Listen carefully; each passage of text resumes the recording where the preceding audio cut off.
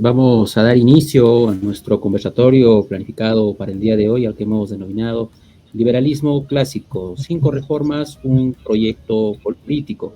Con ustedes está Iván Hurtado en la conducción y tenemos como invitado el día de hoy a Alberto Mansuetti, con quien vamos a analizar en qué consiste pues, el liberalismo clásico, estas 5 reformas que plantean en el marco de un proyecto político.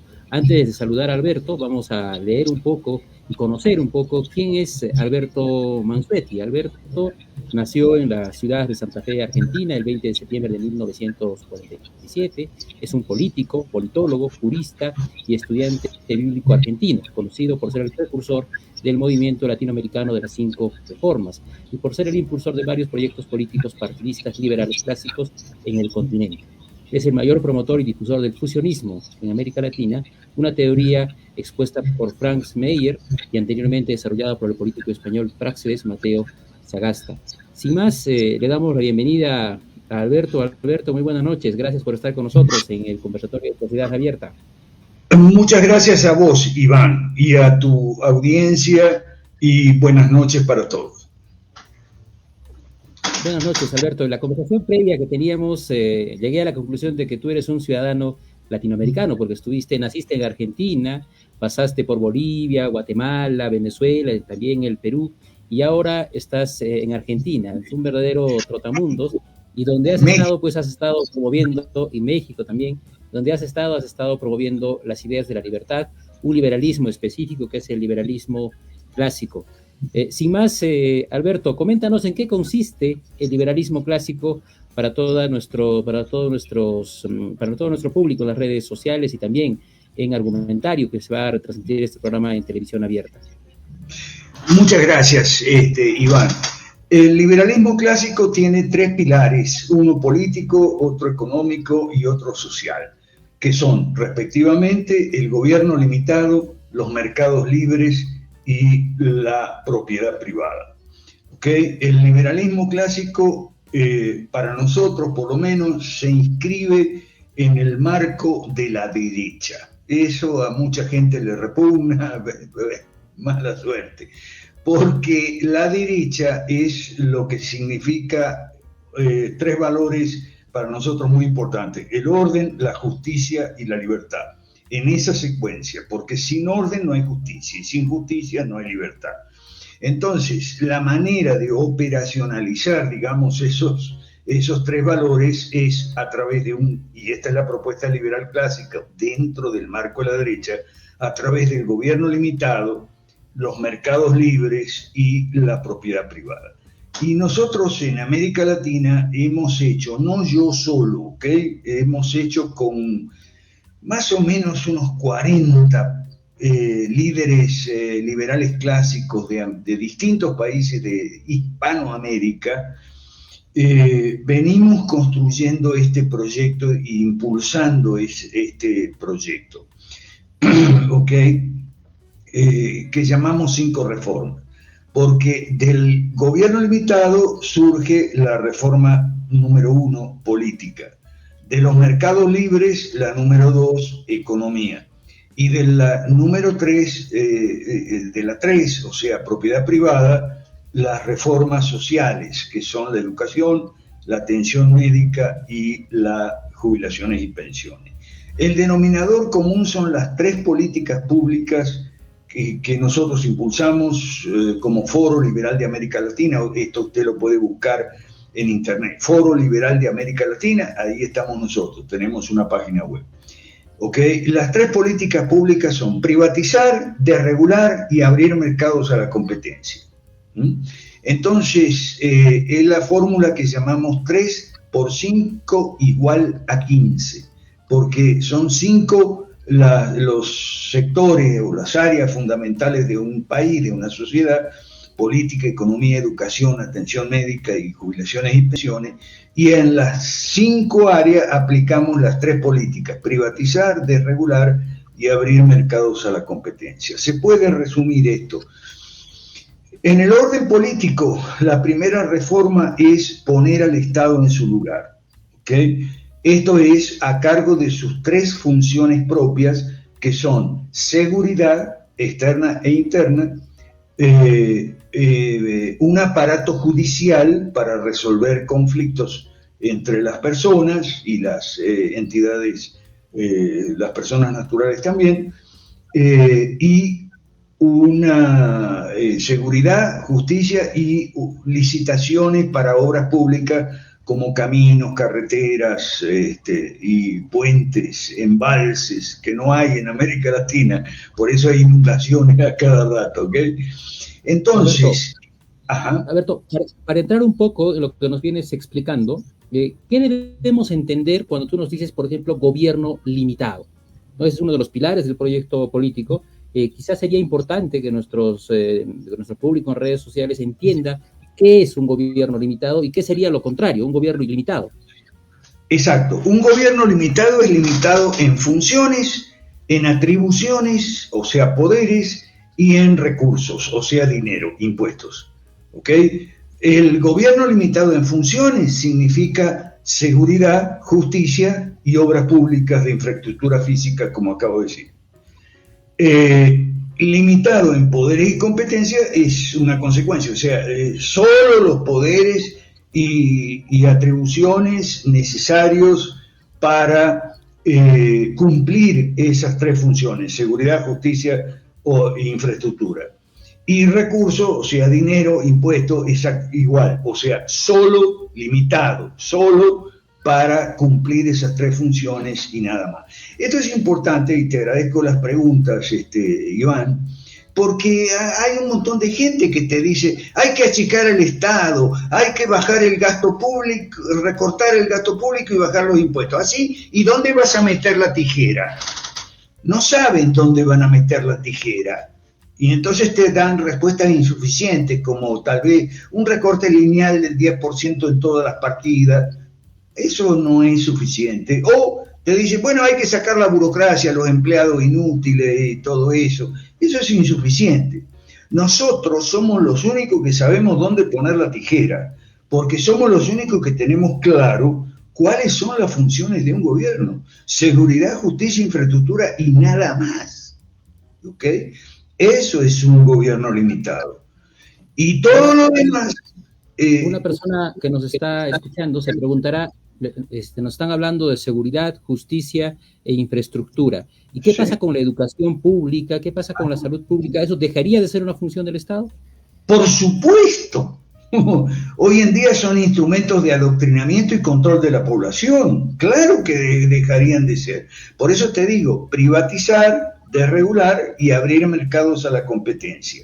No solo en la economía, sino también en los partidos políticos, por ejemplo, que hoy son prácticamente brazos del Estado, porque en casi todos los países latinoamericanos hay una ley de partidos políticos que dice que cómo tienen que ser los partidos, cómo tienen que pensar, cómo tienen que elegir sus autoridades y renovarlas, cómo tienen que postular candidatos a puestos públicos, etcétera, etcétera, y financiados por el Estado, de manera que prácticamente son brazos del Estado. Entonces, comenzando por los partidos políticos, pero también todo lo que es la intervención del Estado indebida en la agricultura, la industria, el comercio, el transporte, la energía, la minería, etcétera, etcétera, etcétera. Todo eso tiene que desaparecer, ¿ok? Y seguimos con la educación. La educación no puede ser pública, es decir, estatal, porque la educación está íntimamente ligada a la filosofía y a la forma de pensar de cada quien, ¿ok? Entonces, si vos con las 5 reformas, si vos querés meter la ideología de género en la escuela, ok, pero metela en tu escuela, financiada de tu bolsillo o con el bolsillo de los padres que quieran tener ideología de género en la escuela. ¿Okay? De la misma manera, también es una aberración la educación religiosa en las escuelas.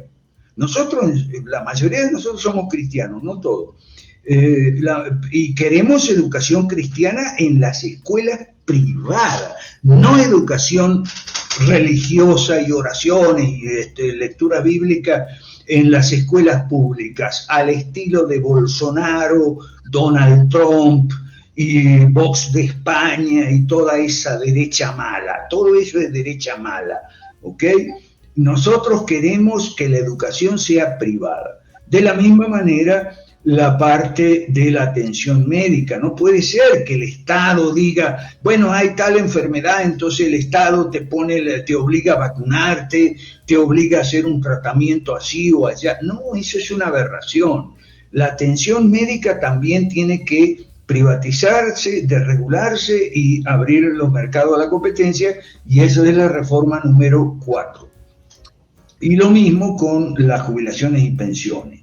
Tiene que desregular, privatizar, desregular y abrir mercados a la competencia. Ahora bien, nosotros entendemos que eso pasa por un proceso de transición, ¿ok?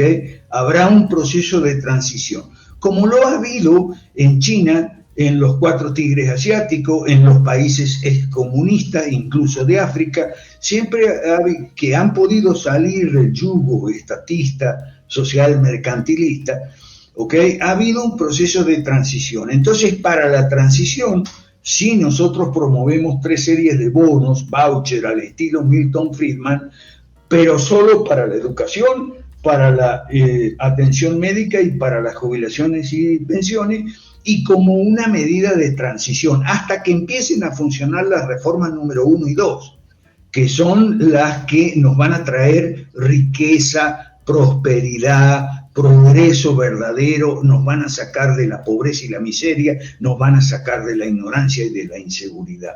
¿Me explico, Iván? Así es, Alberto.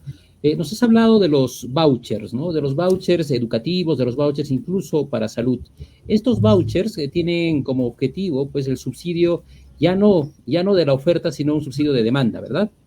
Entonces, quiere decir que el dinero ya no va a ir directamente a la institución educativa o al establecimiento de salud, sino directamente al ciudadano, para que él con este voucher tenga la posibilidad de recurrir, pues, a la institución privada de su preferencia. Entonces, de alguna manera se sigue hablando de una educación y salud pública, pero bajo un mecanismo relativamente nuevo en los países de América Latina, que sin embargo su iniciativa tiene ya bastante tiempo. Como tú bien has indicado, esta fue una idea todavía de Milton Friedman el siglo pasado. Sin embargo, ¿cómo implementamos esta clase de medidas, Alberto, en escenarios como el que se vive, por ejemplo, en el Perú, fuera de Lima, fuera de las principales ciudades, donde aún no existe oferta privada de servicios médicos, oferta privada de servicios de salud? No existe por la pobreza que genera el estatismo, ¿ok? Por eso no existe. Ahora, imagina un pueblo del interior del Perú, ¿no? ¿Cómo funcionaría el sistema de voucher? Bueno, si hay algún maestro que ponga su escuela, y en cuanto lleguen los alumnos, si los alumnos no tienen recursos para pagar, entonces habrá en la transición un Ministerio de Apoyo Social que va a distribuir los vouchers a los alumnos para que los alumnos compren con vouchers su educación, y luego el ministerio le reembolsará en dinero el voucher a la institución educativa, ¿ok?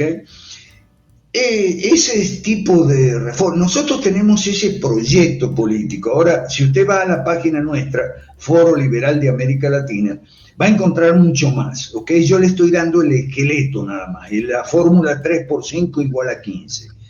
Ahí va a encontrar mucho más información, la operación retorno, los 8 pasos de la hoja de ruta y la información sobre el proceso de transición. Fíjese una cosa. Hay una rama interdisciplinaria de ciencias sociales que se llama transitología. Transitología es el estudio de cómo ciertos países han podido salir de las trampas del estatismo social mercantilista y han podido transitar, por eso transitología, han podido transitar un camino de reformas profundas, estructurales, no las que quiso hacer, por ejemplo, Kuczynski en Perú, unas reformitas chiquitas nada más, poquito, bajar este impuesto, el otro, quitar algún arancel, suprimir algún trámite y nada más. No, eso es neoliberalismo, ¿ok? Nosotros tenemos este proyecto político Y ahí viene un poco la diferencia fundamental que tenemos con los neoliberales y con los libertarios por el otro lado. Me gustaría explicarle a la gente que nos escucha. Neoliberales son tipo Kuczynski, a veces la derecha mala como Macri en Argentina, la calle Pou en Uruguay, lo que eran los presidentes uribistas en Colombia, ¿okay? Piñera en Chile. Eso es la derecha mala, que en el mejor de los casos, pero no siempre, es neoliberal. El neoliberalismo es un proyecto político. Algunos libertarios dicen, no existe el neoliberalismo. No, ¿cómo que no existe? Claro que existe. El proyecto neoliberal se llama Consenso de Washington y existe desde los 80. Y desde los 80 hay un montón de partidarios del Consenso de Washington, como puede ser, por ejemplo, en Argentina López Murphy, en Perú López Aliaga, de algunas medidas, no todas, incluso. O sea, eso es el neoliberalismo. Son unas reformitas muy puntuales, muy chiquitas, tipo Lazo en Ecuador, ¿ok? Bolsonaro apenas pudo conseguir algunas, ¿ok? Eso es neoliberalismo. Nosotros le decimos a la izquierda que el neoliberalismo fracasó, pero no por lo que dicen ellos, porque era demasiado capitalismo, era un capitalismo salvaje. No, al contrario, porque era muy poco capitalismo liberal, mucho de capitalismo de amigotes, ¿ok? Y por eso fracasó. Entonces salimos nosotros con nuestro proyecto, opuesto al Consenso de Washington y sus seguidores, ¿okay? Pero nos diferenciamos de los libertarios también, porque los libertarios no tienen proyecto. ¿Dónde está el proyecto de los libertarios? Ahí lo tienes a Milei en Argentina. Las ideas de la libertad, las ideas de la libertad, viva la libertad, carajo. ¿Y el proyecto dónde está? No aparece por ningún lado, ¿ok? Nosotros tenemos este proyecto y por eso lo impulsamos a través del Foro Liberal de América Latina. En Perú tenemos el Partido de Evolución, en Guatemala el Partido Fusionista, en México el Partido Liberemos, en El Salvador el Partido Valores, ¿okay? Y estamos impulsando con recursos de nuestros propios recursos. El problema nuestro es que no tenemos los fondos inagotables, el dinero que viene de las fundaciones de Atlas de Estados Unidos o de las fundaciones alemanas como la Naumann. No tenemos eso por algo que estábamos conversando antes de grabar. Estas fundaciones no quieren apoyar proyectos políticos. Estas fundaciones también se quedan en las ideas de la libertad y nada más. O sea, repetir como loro lo que dijo Mises y Hayek y Popper y Friedman, a lo mejor, o Ayn Rand, que sí, son cosas muy valiosas, geniales, pero ¿cómo esto se concreta? ¿Cómo lo traigo a mi país? Nosotros nos cansamos hace muchos años de ir a los congresos esos de la libertad y viva la libertad y las ideas de la libertad. Incluso dábamos conferencias y tal, pero la gente al final siempre te pregunta, bueno, pero ¿y cómo hacemos para traer esto a nuestro país? ¿Cómo hacemos? Entonces ahí nosotros tuvimos que dejar un poquito de lado las lecturas de Mises y Hayek y concentrarnos un poquito en los tigres asiáticos, en China, en Rusia, como fue en Hungría, en Bulgaria, ¿okay? en los países nórdicos incluso. Tuvimos que, valga la redundancia, transitar la transitología. ¿Cómo hicieron esos países? Entonces nosotros nos copiamos. ¿Okay? Nosotros no somos ningunos genios, no inventamos la rueda ni el café con leche. ¿Okay? Nosotros nos copiamos. El expresidente de la República Checa, Václav Klaus, que hizo la revolución de terciopelo y hizo también las reformas en República Checa, estuvo con nosotros en Guatemala hace unos 4 años más o menos, o 5, y en uno de nuestros eventos anuales, que son cada 19 de marzo, los hemos hecho en países diferentes, ¿okay? Y ahora lo estamos haciendo virtuales por todo este tema de las encerronas y eso, ¿no?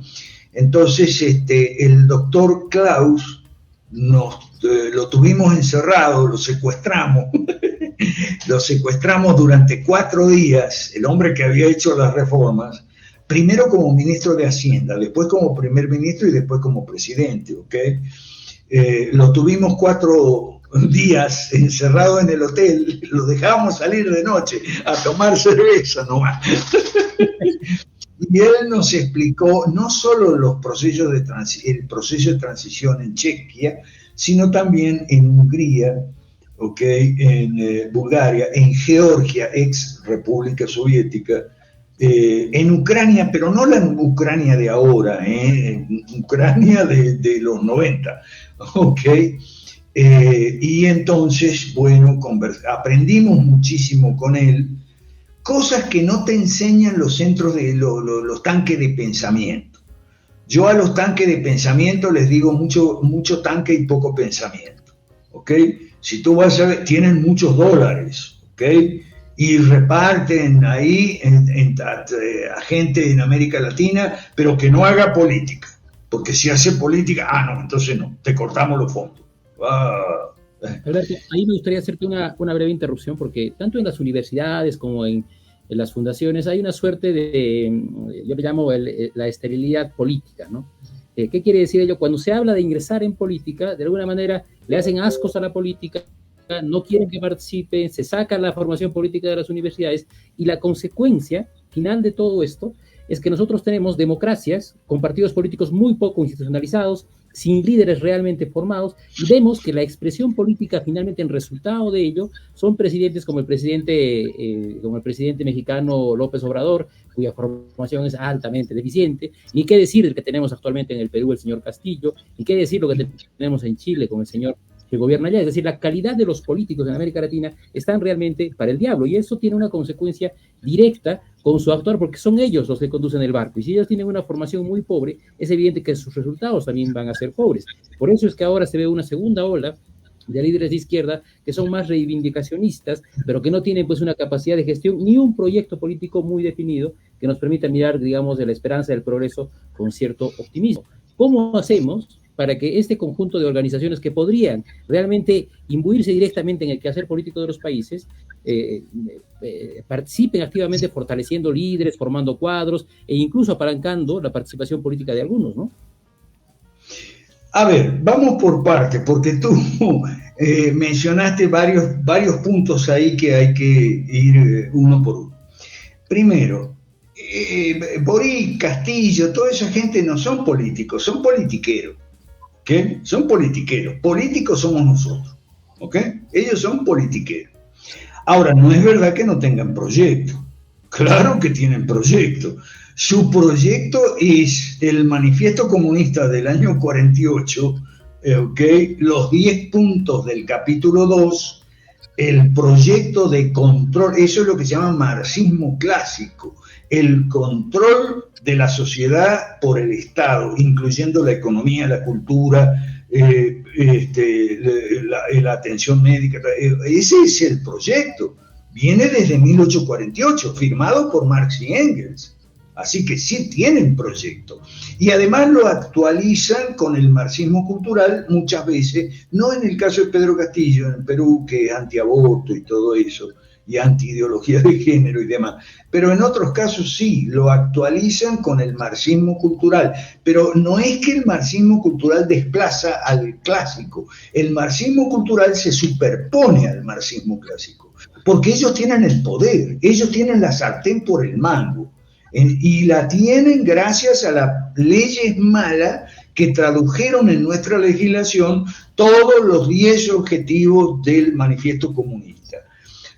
Con la sartén por el mango, entonces ahora nos encajan ideología de género y lo que se les ocurra, ambientalismo radical, plurinacionalidad, antiminería y todo lo que nos tiran encima.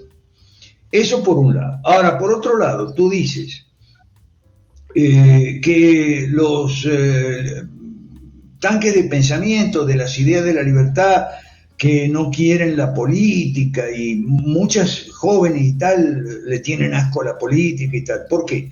Bueno, te voy a decir la verdad, francamente, porque reciben plata de la Atlas y de la Naumann y de todas esas fundaciones americanas y alemanas que le dicen no a la política. Y entonces no quieren perder la plata, ¿ok? Esa es una razón. Y la otra razón es porque los tanques de pensamiento son profundamente ignorantes de la política y las realidades políticas y la teoría política y la práctica política, ¿ok? Son profundamente ignorantes y no son capaces de, porque no tienen, son muy arrogantes, como están llenos de plata, la plata te hace arrogante, parece. Entonces son muy arrogantes, no quieren escuchar. A mí me han cerrado la boca en 4 o 5 países, ¿ok? Me acuerdo en Perú el representante de la Naumann, que era Rudi, un alemán, en el año 2003. Cuando empezamos con esto de que, bueno, pero hay que hacer política, caramba, ¿ok? Él no me quería recibir, alguien fue y le dijo, oiga, pero Mansuetti tiene razón. Y la respuesta de Rudi fue esta: Mansuetti tiene razón, pero la plata la tenemos nosotros. Bueno, así es la realidad, Iván, ¿eh? Yo la conozco desde 2003, cuando tuve ese problema con la Naumann.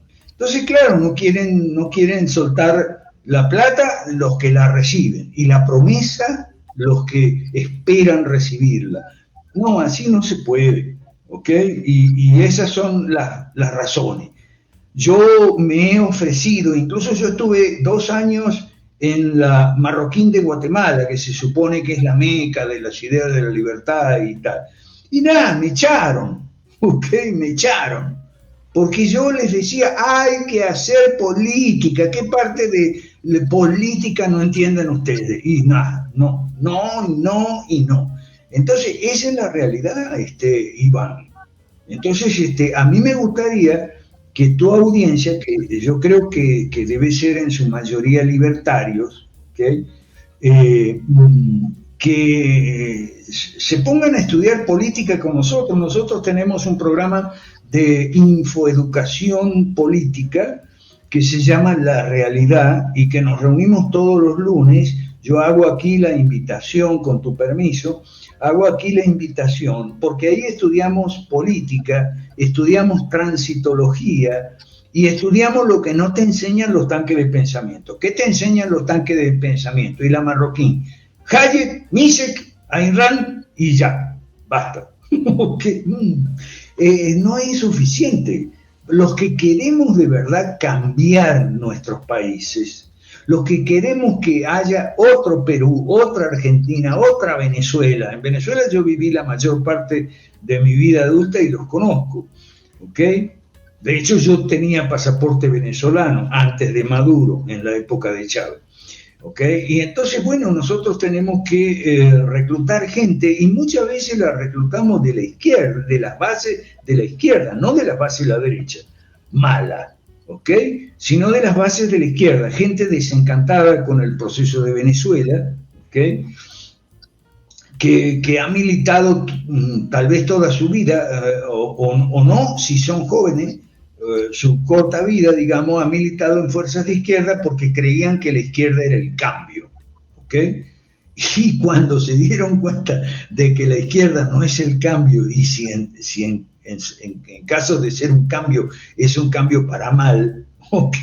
Y no para bien, bueno, entonces acuden a nosotros y estudian con nosotros, y nosotros les enseñamos eso. Pero además hay otra cuestión, 2 cuestiones que tienen que ver con esta pregunta que tú haces, que es una pregunta muy peliaguda. Que el tema del furioso y beligerante ateísmo de algunos libertarios que se ponen intenso con el tema del ateísmo, ¿no? Incluso no valoran, por ejemplo, de Ayn Rand, no valoran los aspectos filosóficos el realismo filosófico y eso. Valoran el ateísmo nada más, y entonces se ponen intensos con el tema del ateísmo. Y nosotros le explicamos 1000 veces, mire, nuestro proyecto no es nada confesional, el hecho de que nosotros somos cristianos en su mayoría, no todos, no hace que seamos una secta, ni una iglesia, ni un grupo religioso y tal, pero nada, ellos intensos con el ateísmo. Pero tal vez ese no es el problema mayor. El problema mayor es que se ponen de intensos con el anarquismo. El ateísmo no es un problema tan serio, porque cuando tú te das a conocer y le dices, mira, yo soy cristiano, pues yo no te quiero imponer mi religión, usar la fuerza para imponer, no, y le explicas las 5 reformas, los ateos se incorporan a nuestro movimiento, no hay problema. El problema son los anarquistas, que siguen a gente estrafalaria, que son muy buenos profesores de economía, como por ejemplo el profesor Huerta de Soto. Es muy bueno como profesor de economía, yo aprendí mucho con él, pero de política no sabe nada. Entonces te dice, yo prefiero un comunista antes que un liberal clásico, porque viene el anarquismo. Es un problema más serio que el ateísmo. Y el anarquismo es algo que padecen muchísimos libertarios, y vos lo sabés muy bien, ¿ok?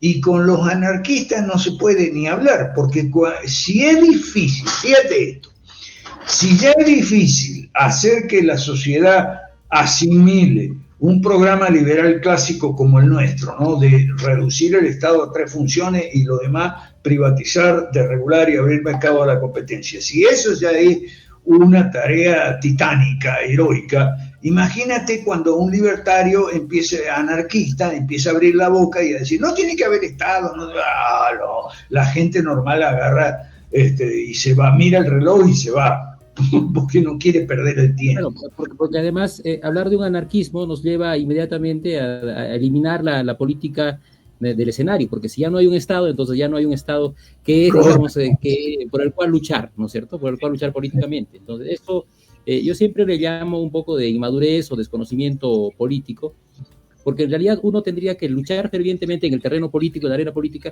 por un proyecto político liberal, y para ello tiene que construir un proyecto como el que tú nos estás comentando el día de hoy, con estas 5 reformas y un proyecto político. Sin embargo, la onda libertaria, estos anarcocapitalistas, aquellos que creen que los estados no deben existir, está de moda, porque hay políticos ahora como Milei, que de alguna manera han ganado cierta popularidad con un discurso antisistema, con un discurso casi radical en contra de los estados, y que cada vez gana mayor terreno, y que impide la articulación de fuerzas políticas liberales, porque ya hay una incongruencia total con su narrativa. Así es. Y te digo más, Milei tiene méritos muy grandes, yo no soy quien para desconocerle. Milei tiene 2 méritos muy grandes. Primero y fundamental, se salió de la antipolítica y se metió a hacer campaña electoral. Segundo mérito, ganó la elección y ahora es diputado. Pero el problema es que como él no tiene proyecto, no sabe qué hacer con su banca de diputado. Y no va a hacer nada con su banca de diputado. Cuando él, si nosotros tuviéramos la banca de diputados que él tiene, la usaríamos para inflamar a toda la sociedad con el proyecto, para cautivar, seducir, persuadir a la sociedad con el proyecto. Pero Milei, con todos los méritos que él tiene, no tiene proyecto. Si no tienes proyecto, hermano, en política no vas a ningún lado. Porque para hacer realidad un sueño, tú tienes primero que convertir el sueño en un proyecto. Y ahí vas a poder, con el proyecto en la mano, convertir el proyecto en realidad. Pero pasa por el proyecto. Como tenemos nosotros, por ejemplo, 5 reformas, 8 pasos de la hoja de ruta, de huevo a pollito, de pollito a gallina. Todo eso lo aprendimos de la transitología, Iván, que toda esta gente libertaria, de los tanques de pensamiento, de Milei, todo eso, no tienen ni idea. Tú le hablas, por ejemplo, de cómo la República Soviética de Georgia se pasó al capitalismo, o en China por lo menos la economía, las 4 modernizaciones, y no saben ni dónde queda en el mapa, ¿ok? Tú usaste una palabra muy importante, inmadurez, ¿ok? La inmadurez implica ignorancia. No saben, tú le hablas de la República de ex socialista bueno, Estonia sí la conocen porque saben, a lo mejor han oído hablar de Mart Laar, pero los otros 2 países bálticos y lo que fue la Revolución Encantada y cómo pasaron eso no tienen ni idea, no saben ni dónde queda el Báltico, hermano, por Dios. Saben Mise y Halle, sí, Mise y Halle sí, pero no saben dónde queda el Báltico y capaz que lo confunde con el Mar Negro. Roberto, en alguna parte de la entrevista, tú mencionaste que el proyecto neoliberal, que para algunos liberales no existe, tiene una equivalencia con lo que es el consenso de Washington y que de alguna manera viene todavía de la década de los 80, que se implementó en el Perú con Fujimori en los 90, ¿no? Y has indicado que ese proyecto también ha sido un fracaso y que también en otro momento nos indicaste que otro fracaso había sido el estatismo que impera en América Latina. ¿Podrías explicarnos en qué consisten estos fracasos que tú mencionas?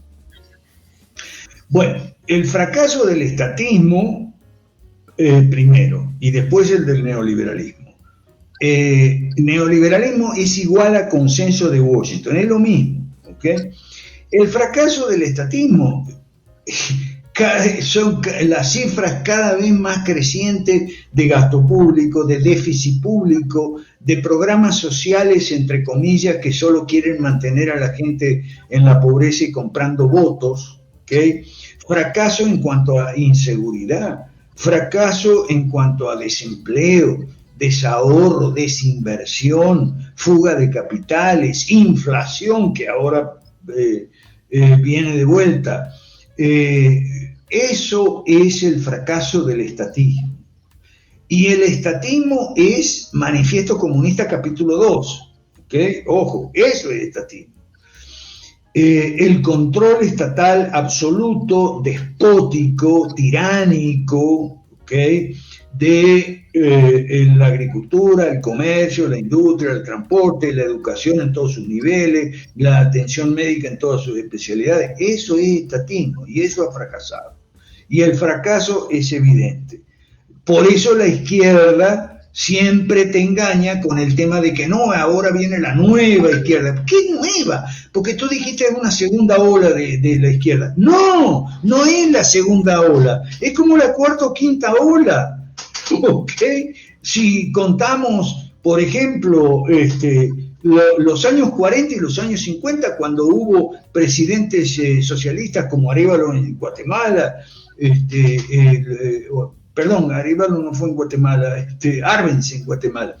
O sea, esa tal vez fue la primera ola, sino que, o la primera ola fue, si quiere, en el siglo XIX, presidentes socialistas del siglo XIX, Belzú en Bolivia y Benito Juárez en México. Si esa fue la primera ola, después viene una segunda ola con la Revolución Mexicana de 1910, ¿okay? Y después, 7 años después, la Revolución Rusa y su influencia en América Latina, ¿okay?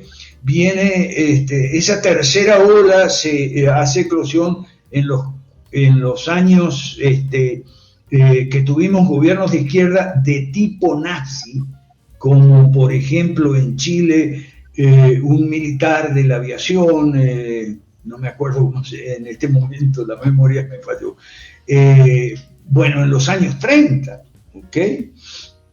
Entonces, esas fueron las olas anteriores. Y después tuvimos en los 70 la Revolución Cubana y la influencia en la Revolución Cubana. Tuvimos guerrilleros de izquierda, gobernantes de izquierda, opositores de izquierda, militares de izquierda. Tuvimos en Perú, en Ecuador, en Panamá, militares, presidentes de izquierda. ¿Ok? Entonces, esta no es la segunda ola, Iván. Después vinieron Chávez y Lula, ¿okay? Y ahora viene lo que ellos dicen que es la segunda, la nueva. Siempre lo mismo, siempre con el cuento de la nueva, y no es nueva nada, porque si tú revisas el manifiesto comunista, bueno, ahí está todo el libreto, ese es el proyecto. Capítulo 2, léalo y se va a dar cuenta lo que ha sucedido en América Latina. Eso en cuanto a fracaso del estatismo y cada vez más la izquierda tomando controles de la sociedad. Fracaso del neoliberalismo. Bueno, es evidente y se puede resumir muy pronto. El neoliberalismo son los 10 puntos, el decálogo del consenso de Washington. El padre del consenso de Washington fue un economista que murió hace poco, se llama John Williamson. John Williamson escribió y editó con Kuczynski varios escritos después del consenso de Washington, que se llamaba Después del consenso de Washington y Más allá del consenso de Washington. Eso estaba firmado por Kuczynski, ¿ok? Entonces, ¿qué es lo que decían esos textos? Esos textos decían que la aplicación del consenso de Washington era necesario para apagar el incendio de la economía de los 80, ¿ok? Y los presidentes neoliberales trataron de hacerlo. Por ejemplo, Fujimori, Menem, Salinas de Gortari, Carlos Andrés Pérez, ¿okay? Aplicaron el consenso de Washington como quien va con la manguera a apagar el fuego.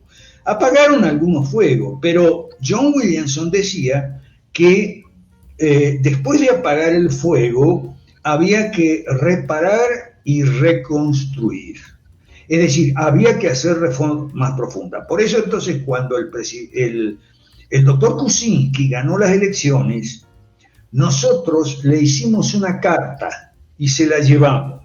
Y le dijimos, doctor Kuczynski, usted firmó con John Williamson estos documentos donde dice que las reformas tipo Fujimori eran necesarias pero no suficientes, que había que hacer más reformas estructurales en la justicia, en la educación, etc.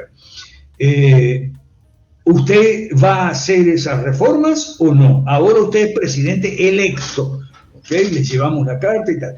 ¿Sabe cuál fue? Kuczynski nos atendió muy amablemente, Kuczynski y 2 o 3 ahí, como por ejemplo Violeta, ¿ok? Violeta de apellido, ¿no? No me acuerdo el nombre. Violeta. Ajá, exacto. Nos atendieron muy bien y tal. Y cuando le hicimos la pregunta, bueno, ¿van a hacer la reforma o no van a hacer la reforma? La respuesta de Kuczynski fue esta: se hará lo que se pueda. Y así la llevan con Lasso, con la calle Pou, con Bolsonaro, tratando de hacer lo que se pueda, y parece que no pueden mucho. Y no pueden mucho por una razón: no tienen un proyecto más ambicioso que el consenso de Washington, que consiste en poner parches y atar con alambre las variables macroeconómicas, digamos la inflación, el tipo de cambio, la tasa de interés y demás. Eso es todo. No tienen un proyecto más ambicioso. Nuestro proyecto es mucho más ambicioso porque cuando tienes que encantar a la gente, tienes que seducir a la gente, tienes que cautivar a las personas. Nosotros lamentablemente no tenemos dinero, ¿ok? Porque las fundaciones no quieren saber nada con nosotros. Y todavía no estamos recibiendo dinero ni de Moscú ni de Beijing, como algunos nos acusan por ahí, ok, lamentablemente no, ok, sobre todo ahora que los rublos son convertibles, ok, nosotros proponemos el patrón oro, ok, dentro de las 5 reformas está el patrón oro. Nos vendrían muy bien algunos rublos convertibles, pero no hay caso, ok, Putin no nos conoce, entonces nada. Pero bueno, como te digo, te estoy hablando de un proyecto ambicioso, no de poner parches y atar con alambre, que es lo que es el consenso de Washington. Algunos presidentes neoliberales, como Carlos Menem, por ejemplo, en Argentina, eran muy conscientes de que estaban haciendo lo que podían también, y que no era mucho lo que podían. Si tú ves en YouTube, están ahí los discursos de Menem, cuando hizo un decreto desregulatorio, cuando impulsó una ley de reforma del Estado que era bastante ambiciosa, ¿okay? Incluyendo privatizar desde los teléfonos hasta los ferrocarriles, pasando por la línea aérea, ¿no? Y el correo. Entonces, era bastante ambicioso. Y él dijo una cosa: esto no es solamente un asunto legal, sino también y profundamente cultural. Eso es muy importante, porque hay gente por ahí como Agustín Laje que te hablan de la batalla cultural pero no tienen un proyecto político. Entonces, ¿cómo van a hacer una batalla cultural si no tienen? Si la izquierda tiene la sartén por el mango y tú no tienes un proyecto político dirigido a quitarle a la izquierda la sartén por el mango. No sé si me dejo entender, ¿ok? Entonces nosotros no creemos tampoco en esa batalla cultural que dicen ellos y tal. Personalmente muchos de nosotros estamos en contra del aborto, pero no dejamos de ver que el aborto no es el único problema que hay en nuestra región, en los países hispanoamericanos. El aborto sí es un pecado y un crimen, creemos nosotros, ¿okay? Pero no es el único problema que hay, no es el único pecado, no es el único crimen. Pero ellos no, ellos son monotemáticos, ¿ok? Son monotemáticos, bueno, espero que nadie se ofenda, y si se ofende, bueno, mala suerte. Pero la persona monotemática o el grupo monotemático que se transforma en una secta es mononeuronal. O sea, tiene una sola neurona y muy chiquita y le cabe un solo tema. El caso de esta gente que te menciono, los pro vida, les cabe un solo tema, el tema del aborto y más nada. Lo demás, parece como que lo demás está todo muy bien en Hispanoamérica, ¿ok? Que no hay desempleo, no hay inflación, no hay carestía, ¿ok? Pareciera que todo está muy bien, el único problema es el aborto y la ideología de género, de adoctrinamiento en las escuelas y nada más. Y no te dan la solución al adoctrinamiento de ideología de género no es la enseñanza religiosa obligatoria en las escuelas públicas, es la privatización de la educación. ¿Ves cómo nuestro proyecto es único en su género? Y entonces algunos nos califican de soberbios y altivos porque nos creemos los dueños de la verdad. No somos los dueños de la verdad. En todo caso, tenemos algunas verdades, no somos los únicos que las tenemos, ¿okay? Tenemos referentes como el doctor Ron Paul en Estados Unidos, que es nuestro gran referente, ¿okay? Lo seguimos mucho, además por supuesto del ya mencionado doctor Václav Klaus, que el problema es que ya está muy viejito y medio retirado. Entonces sí, nosotros tenemos el único proyecto en su género, porque yo todavía no he visto ningún tanque de pensamiento que ponga sobre la mesa para la discusión pública, para la conversación nacional, un proyecto como el nuestro. No lo ha hecho Atlas, no lo ha hecho la Naumann, nadie. No lo ha hecho Estudiantes por la Libertad, ¿okay? Que es otro el referente de muchos libertarios. No lo han hecho. Parece como que no les interesa hacer un proyecto, o tal vez son inmaduros, como tú dices, y por lo tanto ignorantes de lo que es la política. La política, si tú quieres producir un cambio grande, ¿okay? Si tú quieres un quiebre con el pasado y tal, al estilo restauración Meiji de Japón, pero el problema es que cuando les hablas de la restauración Meiji de Japón no saben de qué le habla, ¿okay? O como las 4 modernizaciones de Zhou Enlai y Deng Xiaoping en China. Tienes que tener un proyecto ambicioso. Si no es ambicioso, olvídate, ¿ok? Si no es ambicioso, las izquierdas te van a arrollar, como arrollaron con Castillo en Perú, con Boric en Chile y con Petro en Ecuador, y van a arrollar con Lula. Van a terminar con Bolsonaro en Brasil. Y esto va a seguir, y va a seguir cada vez peor. Nosotros tenemos muchos números también, tenemos cifras, por ejemplo, de la cantidad de gente. ¿Sabían que en Argentina, por ejemplo, de cada 2 argentinos hay uno que recibe al menos un plan social? Ese es un voto comprado, ¿ok?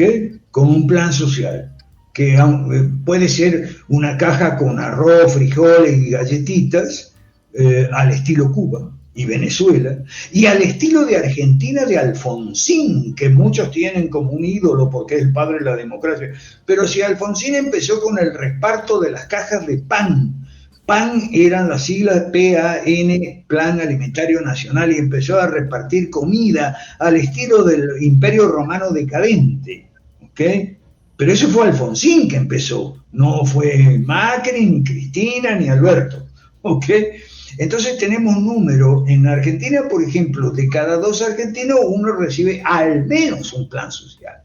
Y como hay sopotoscientos planes sociales, muchos de esos argentinos no reciben solo un plan social, sino que van acumulando, ¿no? Asignación universal por hijo, plan despertar, plan progresar, así como, y en Brasil era el Bolsa Familia del PT, de Lula y Dilma.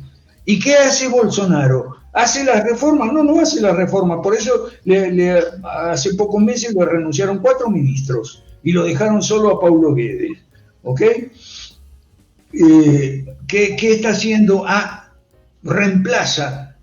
Pretende reemplazar el Bolsa Familia con el Auxilio Brasil. O sea, un plan con otro. Plan social con otro plan social. En Argentina parece que lo quieren es un reemplazo. En Argentina los planes sociales no se reemplazan, se superponen. Entonces tiene la mitad de la gente dependiendo no de un trabajo, no de un empleo, ¿okay? No de un negocio microempresario, lo que sea, sino de un plan social, o varios. Entonces vamos mal en América Latina, ¿ok? Y la culpa no la tiene la izquierda hace su trabajo, que es robar, matar y destruir. ¿Okay? Ese es el trabajo de la izquierda. El problema es la derecha, que o no existe, o está asimilada a la izquierda, o se remite al contencionismo nada más, como en Chile, por ejemplo. El contencionismo. Mucho de histeria anticorrupción, por eso ahora quieren sacar a Castillo. ¿Y qué van a ganar sacando a Castillo? En Perú tuvieron 4 presidentes en 4 años. Sacando. O sea, no, la vacancia. Eso no resuelve nada. Entonces, fíjate tú, ¿qué es el contencionismo? Nosotros ponemos el ejemplo del fútbol. ¿Qué pasaría si un equipo de fútbol, en lugar de distribuirse adelante, en el medio de la cancha y atrás para la defensa, pusiera todos sus 11 jugadores atrás? Ese es el contencionismo de la derecha mala. O sea, ahora en Chile van a hacer contencionismo con el apruebo y el rechazo.